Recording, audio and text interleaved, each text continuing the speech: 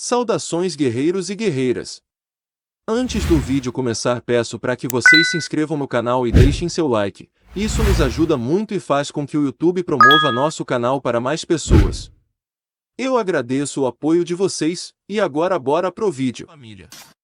A Yakuza não é apenas a máfia japonesa. Eles são algo totalmente diferente, uma organização ligada a 400 anos de história japonesa. Quando surgiram as notícias de que a Yakuza estava entre os primeiros em cena após o devastador terremoto e tsunami de Toku no Japão em 2011, isso causou uma pequena sensação nos meios de comunicação ocidentais, que tendiam a ver a Yakuza como a máfia japonesa, mais parecida com John Gotti do que com Jimmy Carter. Mas essa noção de gangster estilo Al Capone está bem contrária. A Yakuza nunca foi apenas alguns gangsters japoneses, ou mesmo uma única organização criminosa. Ela era, e continua sendo hoje, algo completamente diferente, um grupo complexo de sindicatos e as gangues criminosas mais poderosas e incompreendidas do país. E eles estão inexoravelmente ligados a 400 anos de história japonesa. Os primórdios da Yakuza. A história da Yakuza japonesa começa com a classe. Os primeiros Yakuza eram membros de uma casta social chamada Burakumin. Eles eram os miseráveis mais baixos da humanidade, um grupo social tão abaixo do resto da sociedade que nem sequer tinham permissão para tocar em outros seres humanos. Os Burakumin eram os carrascos, os açougueiros, os agentes funerários e os trabalhadores do couro. Eram aqueles que trabalhavam com a morte, homens que, na sociedade budista shintoísta, eram considerados impuros. O isolamento forçado dos Burakumin começou no século XI, mas ficou muito pior no ano de 1603. Naquele ano, leis formais foram escritas para expulsar os Burakumin da sociedade. A seus filhos foi negada a educação, e muitos deles foram mandados para fora das cidades e forçados a viver em suas próprias cidades isoladas. Hoje, as coisas não são tão diferentes quanto gostaríamos de pensar. Ainda existem listas espalhadas pelo Japão que nomeiam todos os descendentes de um Burakumin e são usadas para impedi-los de certos trabalhos. E até hoje, os nomes dessas listas ainda representam mais da metade da Yakuza. Os filhos dos Burakumin tiveram que encontrar uma maneira de sobreviver apesar das poucas opções disponíveis. Eles poderiam continuar os ofícios de seus pais, trabalhando com os mortos e se afastando cada vez mais da sociedade, ou poderiam se voltar para o crime. Assim, o crime floresceu depois de 1603. Barracas de mercadorias roubadas começaram a surgir em todo o Japão, a maioria administrada por filhos de Burakumin, desesperados para ganhar renda suficiente para comer. Enquanto isso, outros montam casas de jogos ilegais em templos e santuários abandonados. Logo, ninguém sabe ao certo quando os mascates e jogadores começaram a montar suas próprias gangues organizadas. As gangues então guardavam as lojas de outros mascates, mantendo-as seguras em troca de dinheiro de proteção. E nesses grupos nasceram os primeiros Yakuza, o que foi mais do que apenas lucrativo, isso lhes rendeu respeito. Os líderes dessas gangues foram oficialmente reconhecidos pelos governantes do Japão, tendo a honra de ter sobrenomes e autorizados a portar espadas. Neste ponto da história japonesa e da Yakuza, isso foi profundamente significativo. Isso significava que esses homens estavam recebendo as mesmas honras que a nobreza. Ironicamente, recorrer ao crime deu aos Burakumin seu primeiro gosto de respeito. E isso eles não iriam deixar passar batido. Mais do que uma simples máfia japonesa. Não demorou muito para que a Yakuza japonesa se tornasse um grande coletivo de organizações criminosas, com seus próprios costumes e códigos. Os membros devem observar códigos rígidos de lealdade, silêncio e obediência, códigos que permaneceram ao longo da história da Yakuza. Com esses códigos em vigor, a Yakuza era como uma família. Era mais do que apenas uma gangue. Quando um novo membro entrou, ele aceitou seu chefe como seu novo pai. Com um copo cerimonial de sake, ele aceitaria formalmente a Yakuza como seu novo lar. A lealdade à organização tinha que ser completa. Em alguns grupos, espera-se que um novo gangster japonês corte completamente os laços com sua família biológica. Para os homens que se juntaram a essas gangues, porém, isso era parte do apelo. Eles eram pares sociais, pessoas que não tinham conexão em nenhuma parte da sociedade. A Yakuza, para eles, significava encontrar uma família no mundo, encontrar pessoas que você poderia chamar de seus irmãos. Tatuagens e rituais da Yakuza. Parte do que significa a lealdade dos membros japoneses da Yakuza é como eles mudarão sua própria aparência.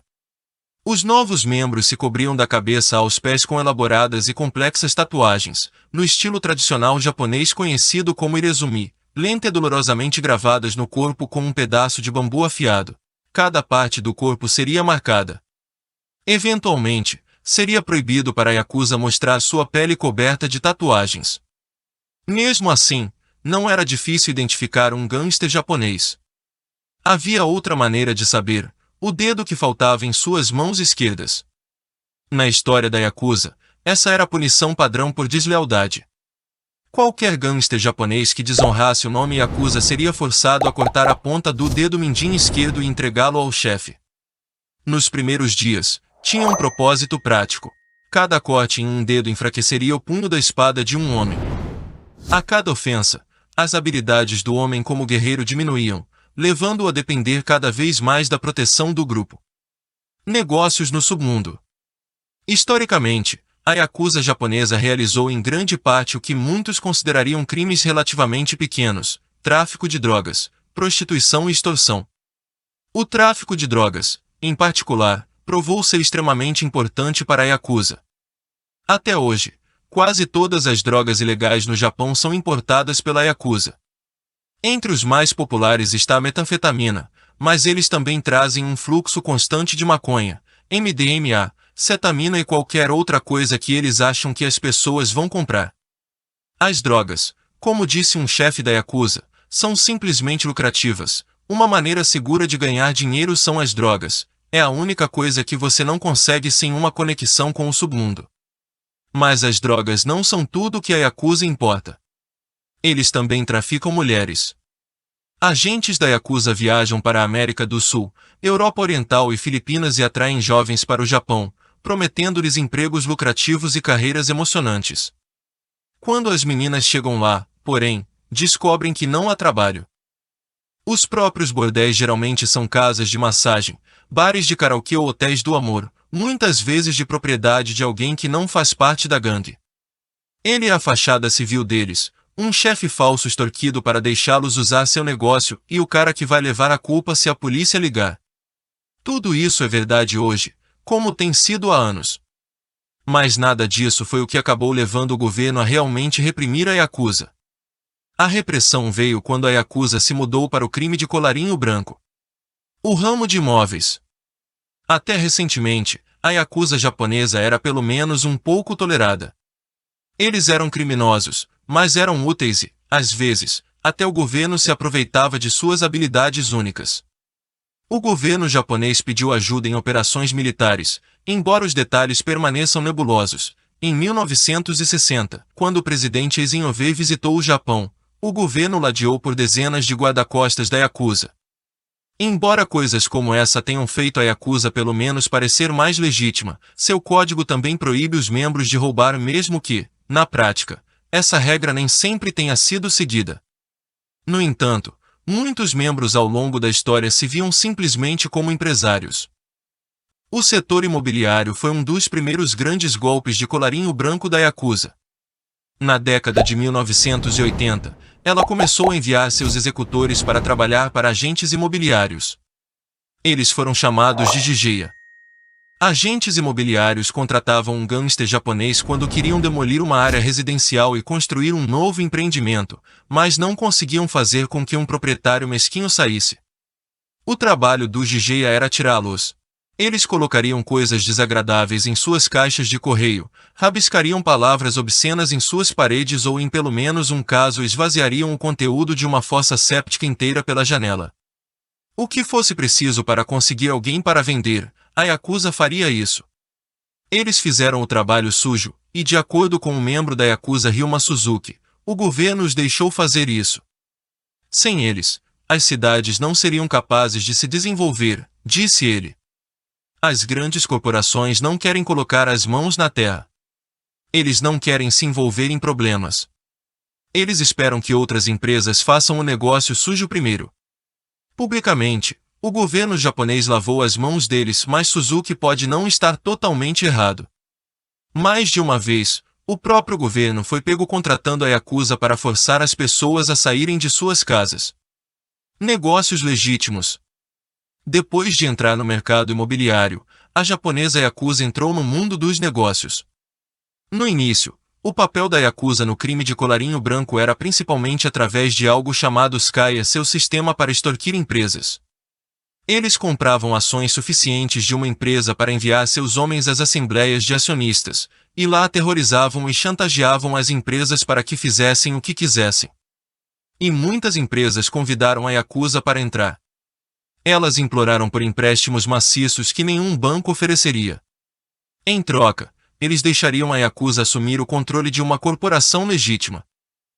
No auge, havia 50 empresas registradas listadas na Bolsa de Valores de Osaka que tinham laços profundos com o crime organizado. Foi sem dúvida a era de ouro da história da Yakuza. Negócios legítimos, a Yakuza logo aprendeu, eram ainda mais lucrativos do que o crime. Eles começaram a montar um plano de investimento em ações. Eles pagariam ao sem-teto por suas identidades e depois os usariam para investir em ações. Eles chamavam suas salas de investimentos em ações de salas de negociação, e eram incrivelmente lucrativas. Era uma era totalmente nova, uma nova geração de crimes para a Yakuza dos anos 1980. A queda da Yakuza. E à medida que avançavam no mundo dos negócios legítimos, os dias de violência estavam diminuindo. Os assassinatos relacionados à Yakuza foram reduzidos pela metade em poucos anos. Agora era um negócio de colarinho branco, quase legal, e o governo odiava isso mais do que tudo. A primeira lei chamada Anti-Yakuza foi aprovada em 1991. Tornou ilegal que um gangster japonês se envolvesse em alguns tipos de negócios legítimos. Desde então, as leis anti-Yakuza se acumularam. Leis foram estabelecidas impedindo como eles podem movimentar seu dinheiro. Petições foram enviadas para outros países, implorando para congelar os bens da Yakuza. E está funcionando. O número de membros está no nível mais baixo de todos os tempos nos últimos anos e não é apenas por causa de prisões. Pela primeira vez, eles estão realmente começando a liberar membros de gangues. Com seus bens pelo menos parcialmente congelados, a Yakuza simplesmente não tem dinheiro suficiente para pagar os salários de seus membros. Boas e velhas relações públicas. Toda essa pressão pode ser a verdadeira razão pela qual a Yakuza se tornou tão generosa. Ela nem sempre esteve envolvida em esforços humanitários. Como a repressão policial, suas boas ações não começaram de fato até que eles se mudaram para o crime de colarinho branco. O jornalista Tomohiko Suzuki não concorda com Manabu Miyazaki. Ele não acha que a Yakuza está ajudando porque eles entendem o quão difícil pode ser se sentir excluído.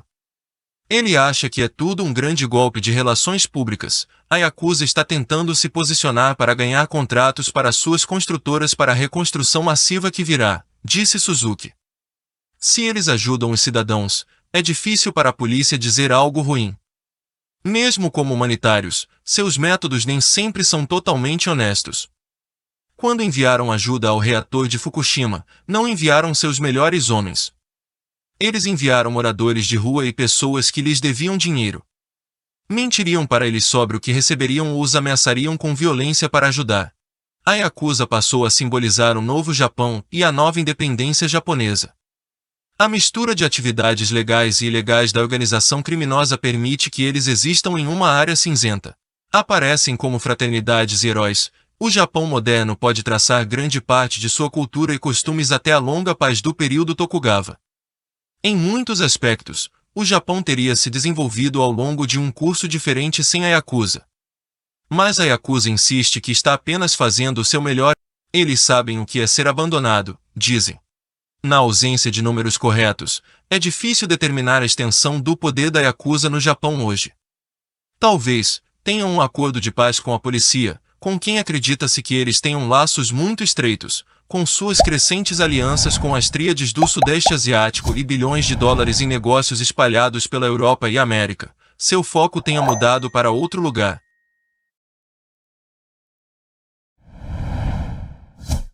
O chefe dos chefes coreano Isayuki Machi. A Yakuza coreana é uma presença poderosa no Japão, apesar do fato de que os coreanos sofrem discriminação na sociedade japonesa. Embora os japoneses de ascendência coreana sejam um segmento significativo da população japonesa, eles ainda são considerados estrangeiros residentes. Mas os coreanos, que muitas vezes são evitados em negócios legítimos, são abraçados pela Yakuza japonesa precisamente porque se encaixam na imagem de exterior do grupo. O homem que abriu o caminho para os coreanos no crime organizado japonês foi o padrinho Yakuza coreano Isayuki Mashi. Nascido Chongon-yong em 1923 na Coreia ocupada pelos japoneses, Mashi era um ambicioso de rua que viu oportunidade no Japão e a agarrou. Após a rendição japonesa, Mashi trabalhou com o United States Counterintelligence Corps, que valorizava suas convicções anticomunistas. Enquanto os líderes da Yakuza japonesa estavam presos ou sob escrutínio pelas forças de ocupação americanas, a Yakuza coreana estava livre para assumir o lucrativo mercado negro. Mas em vez de tentar rivalizar com os padrinhos japoneses, Mashi fez alianças com eles e, ao longo de sua carreira, permaneceu próximo tanto de Kodama quanto de Taoka.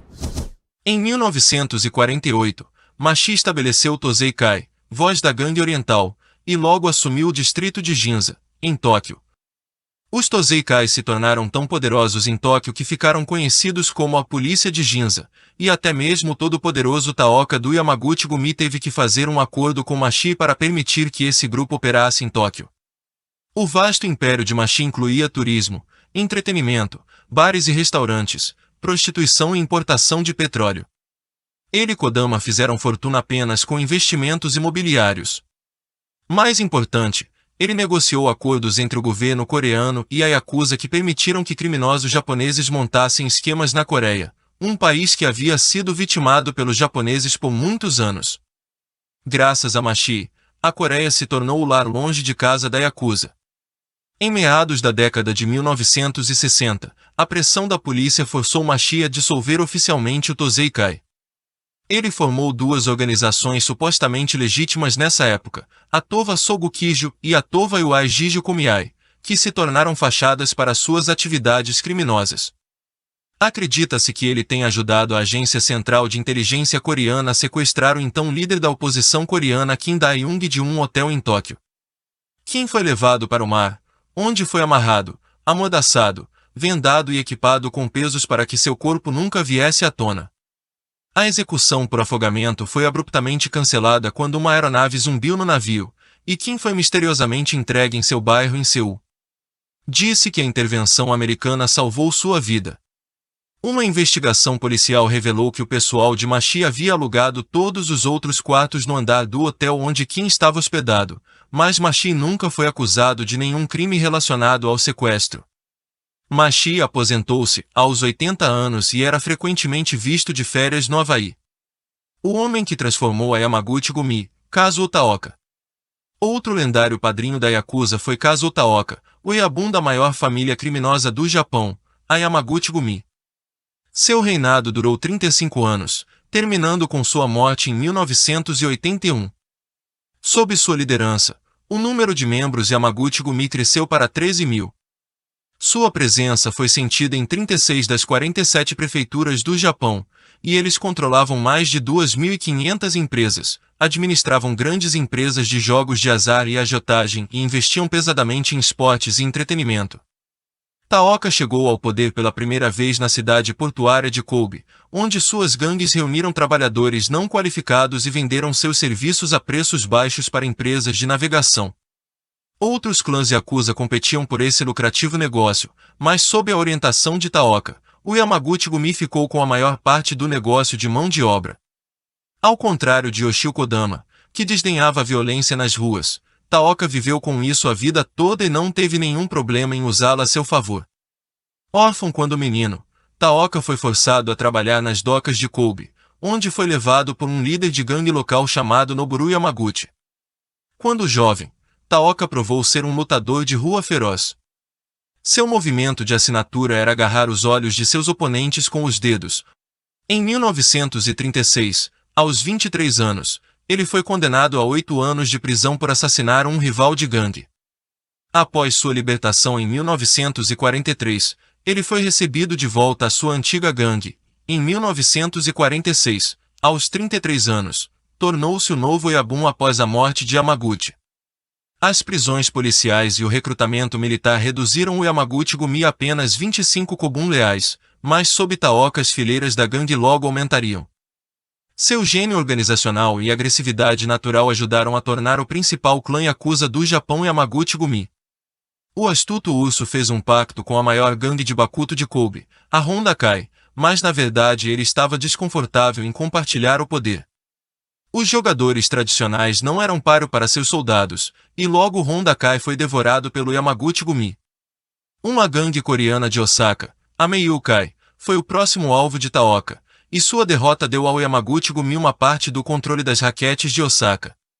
Operando como um general comandante em tempo de guerra, Taoka mudou-se para o Miyamoto-gumi. Na década de 1960, até mesmo o grande Kodama teve que negociar com Taoka para impedir que o Yamaguchi-gumi entrasse em Yokohama. Em 1972, a Kodama negociou um pacto histórico entre o Yamaguchi-gumi e o poderoso Inagawa Kai de Tóquio.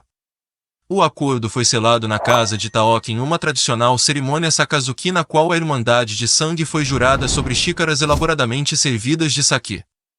Depois que o sake era consumido, os copos cerimoniais vazios eram embrulhados em papel e guardados dentro dos kimonos dos representantes.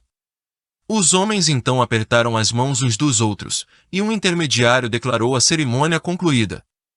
A aliança Yamaguchi-Nagawa criou um gigante Yakuza com apenas 4 das prefeituras do Japão livres de seu controle. Em julho de 1978, aos 65 anos, Taoka sobreviveu a um atentado contra sua vida. Ele estava curtindo uma apresentação no limbo na boate Bel-Ami, na histórica Kyoto, quando um jovem chamado Kiyoshi Narumi foi até a mesa do padrinho, sacou uma pistola calibre .38 e começou a atirar. Apesar da presença de 5 guarda-costas, Taoka foi atingido no pescoço e o assassino conseguiu escapar. Taoka foi levado às pressas para o hospital em seu Cadillac preto à prova de balas. Narumi era um membro do sindicato Matsuda, cujo chefe já havia sido morto em uma escaramuça com o Yamaguchi-gumi. Vários membros da gangue Matsuda, incluindo Narumi, comeram as cinzas de seu Oyabun, prometendo vingar seu assassinato. Taoka finalmente se recuperou de seu ferimento de bala, mas seu agressor foi encontrado morto várias semanas depois na floresta perto de Kobe.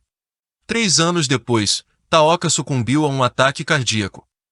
Seu funeral foi um grande evento com a presença de membros de alto escalão da Yamaguchi-gumi de todo o país, bem como vários artistas famosos de celebridades. 1.300 policiais estavam à disposição para manter a ordem.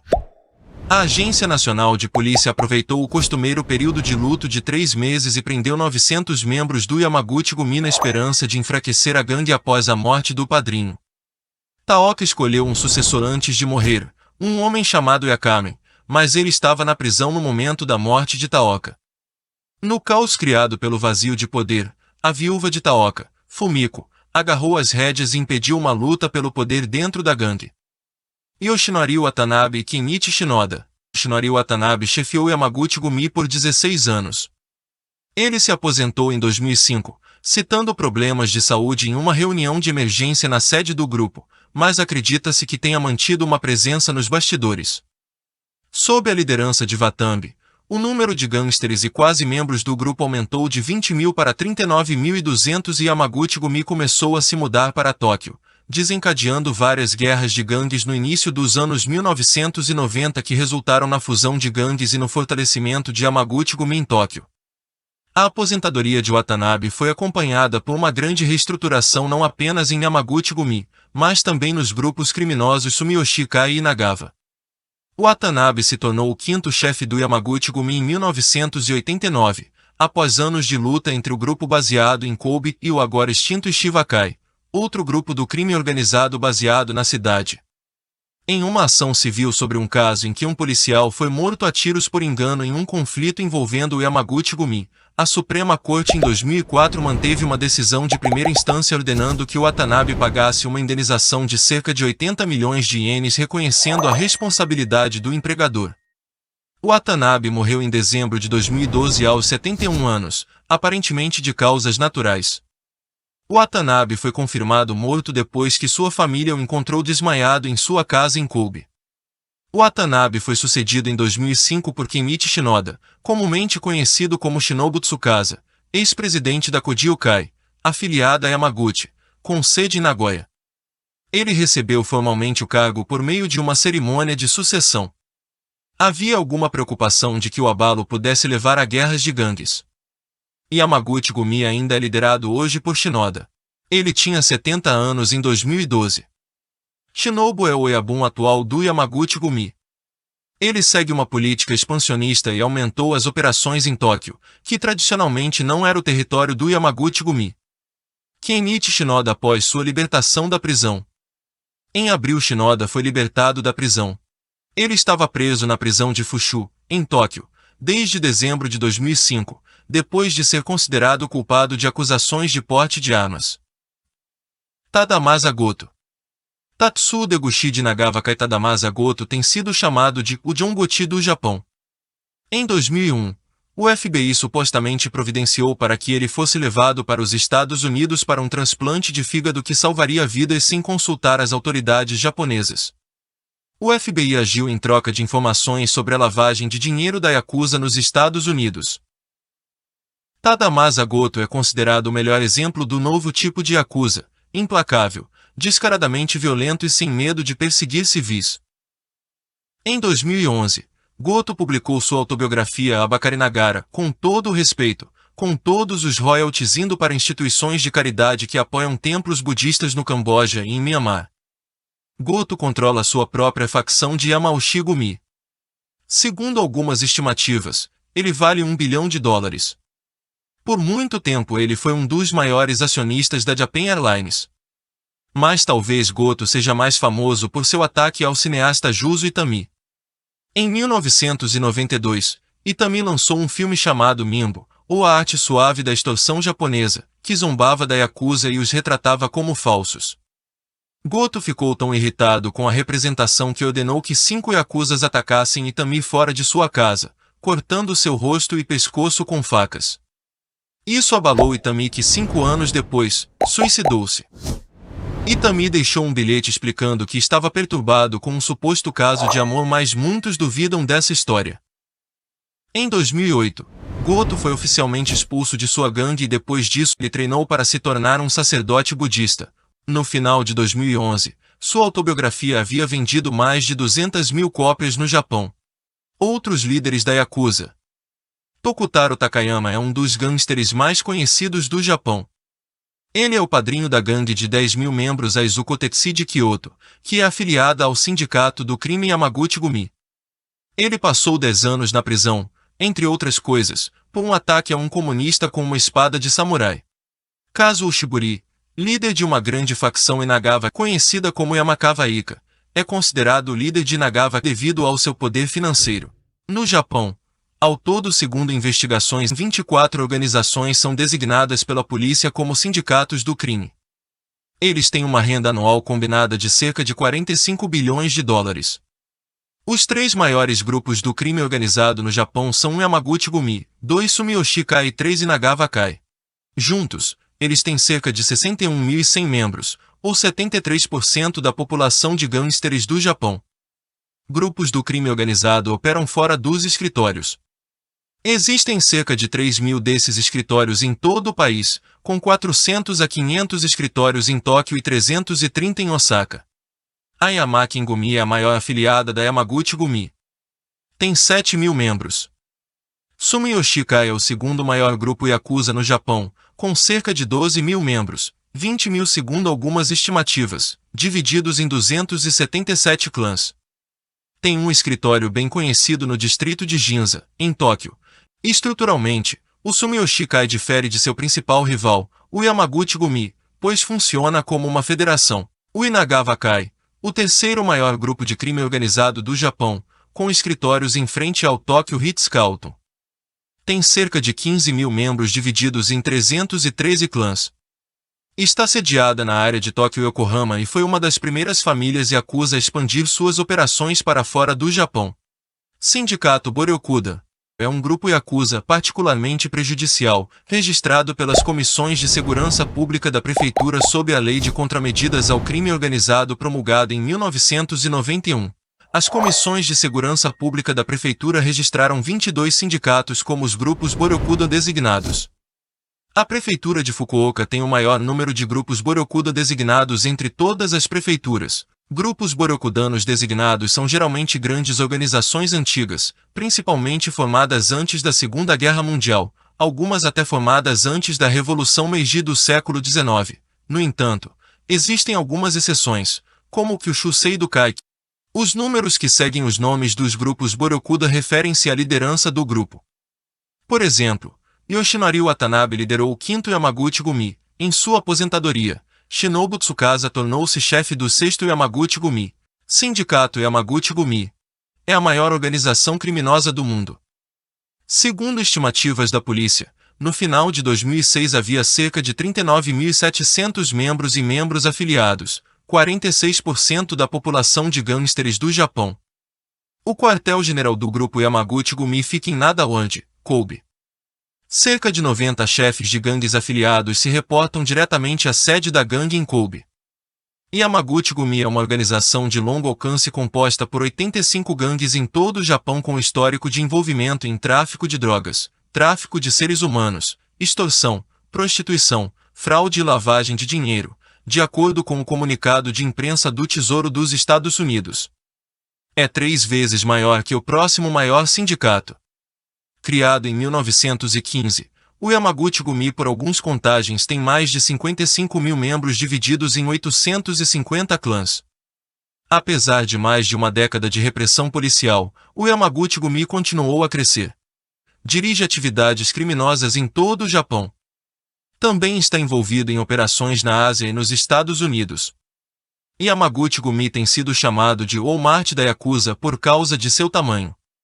De acordo com registros policiais, Yamaguchi-gumi recebeu 1 bilhão de ienes em taxas de gangues afiliadas em 2006, um aumento de 300 milhões de ienes em relação a 2005, com a maior parte vindo dos 90 chefes de gangues afiliadas que pagam entre 800 mil ienes e 1,2 milhão de ienes todos os meses. A família Yamaguchi é bem-sucedida ao ponto de seu nome se tornar sinônimo de crime organizado japonês em muitas partes da Ásia fora do Japão. Muitos chineses ou coreanos que não conhecem o nome Yakuza conheceriam o nome Yamaguchi-gumi, que é frequentemente retratado em filmes de gangsters. Yamaguchi-gumi tem sido tradicionalmente mais ativo na área de Kansai, que inclui Osaka, Kobe e Kyoto. Desde que Shinoda, o 6º chefe Yamaguchi-gumi assumiu o controle no verão de 2005, o sindicato vem tentando aumentar sua presença em Tóquio. Tornou-se muito mais hostil à polícia e tem sido mais cauteloso com informações de suas atividades vazando para forasteiros. Estados Unidos congelam ativos americanos de líderes Yamaguchi-gumi.